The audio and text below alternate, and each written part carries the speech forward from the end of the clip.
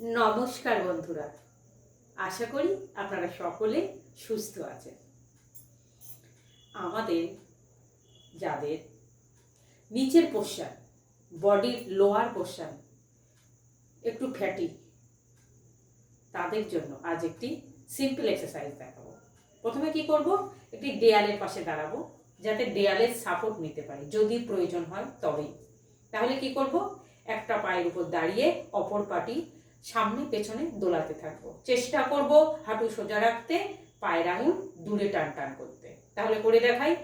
1 2 3 4 5 6 7 8 9 10। Relax. একই রকম ভাবে অপোজিট লেগ আপ আর ডাউন করবো, মানে সামনে পিছনে সামনে পিছনে। 1 2 3 4 5 6 7 8 9 10। রিল্যাক্স। এইভাবে আমরা যদি আমাদের সামর্থ্য অনুযায়ী কিছু দিন প্র্যাকটিস করতে পারি, আশা করি আমাদের নিচের পোর্শন অর্থাৎ লোয়ার পোর্শনে অবশ্যই ফ্লেক্সিবল হবে, কিছুটা হলেও ফ্যাট বার্ন করতে সাহায্য করবে। নমস্কার।